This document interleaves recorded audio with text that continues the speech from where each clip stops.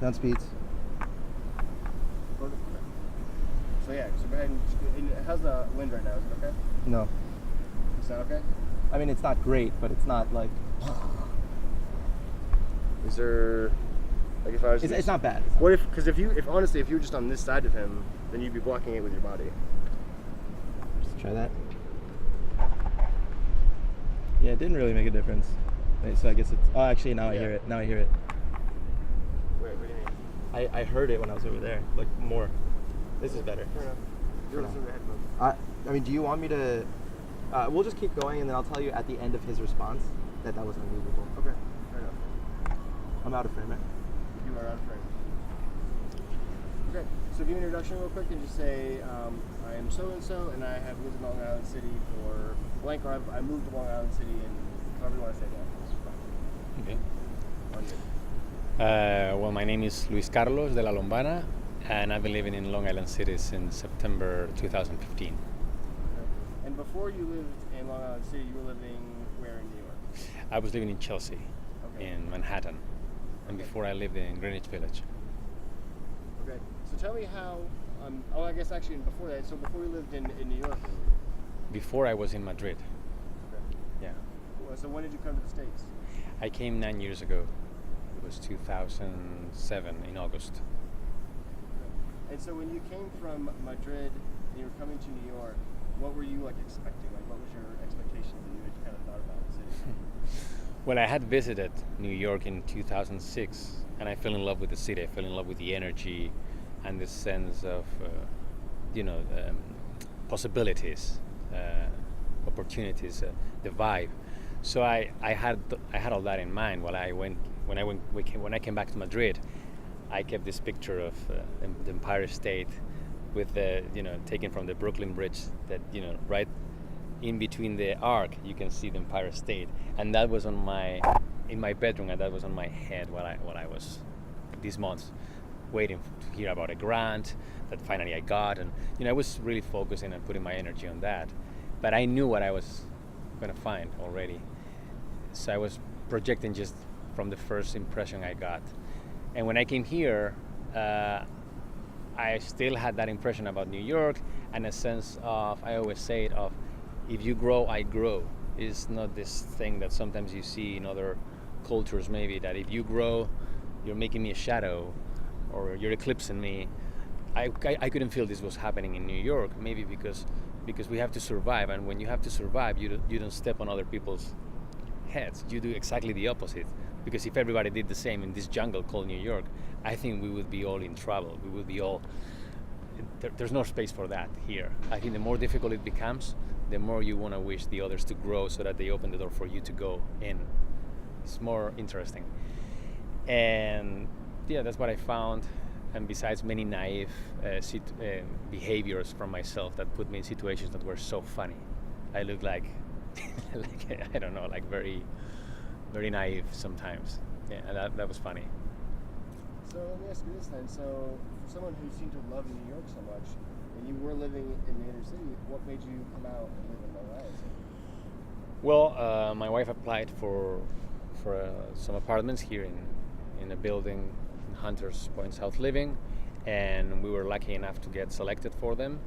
And indeed, when I came, I was initially a bit reluctant because I wanted to be in New York because that's where I work. I was going with my bike because I freelance, as I'm an actor, and I have to do a lot of auditions. I had to go to every audition, and then I would go back to my house, and it was like 10 minutes with the bike from everywhere.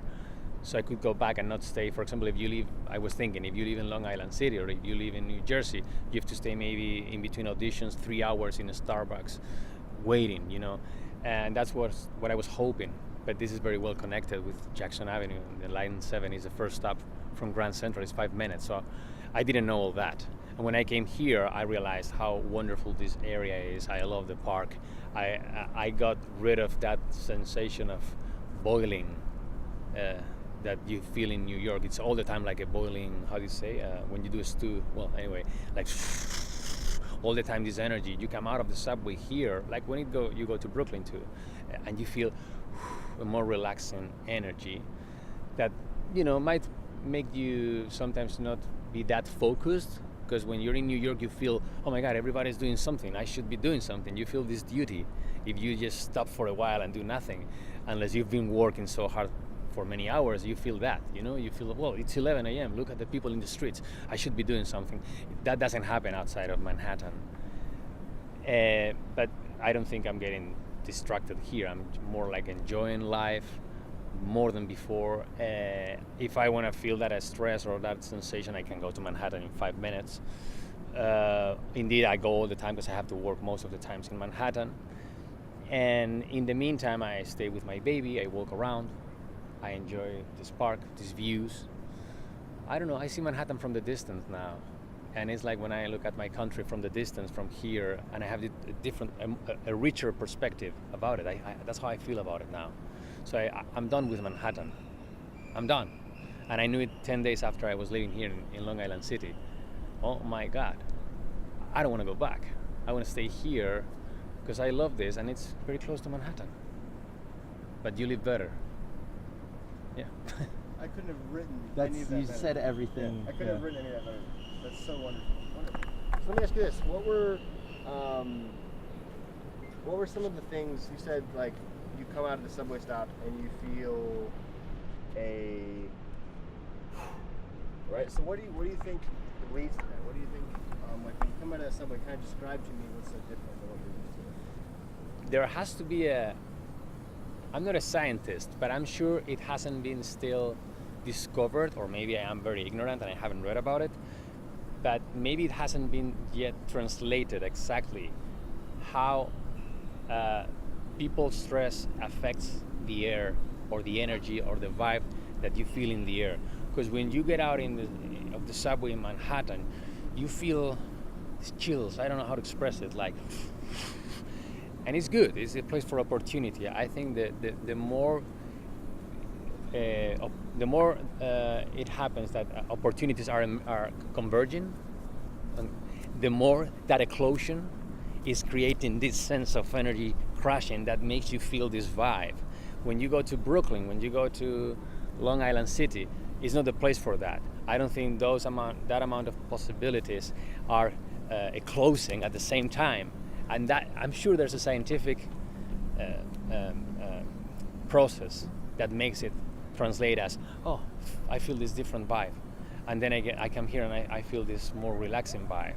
I'm sure it's related to how many people are creating those opportunities and putting them together. We all want to get through that door, and it's 40 people for the same door, and that's explosion, but in a good way. You know what I mean? Not like, no, get out. No, it's not that. I don't know. I think that's what has what Manhattan has. Not even London. I don't know. So let me ask you this: do you ever get out and do like any runs in the morning or Yeah, I found the route because I found that there's a pool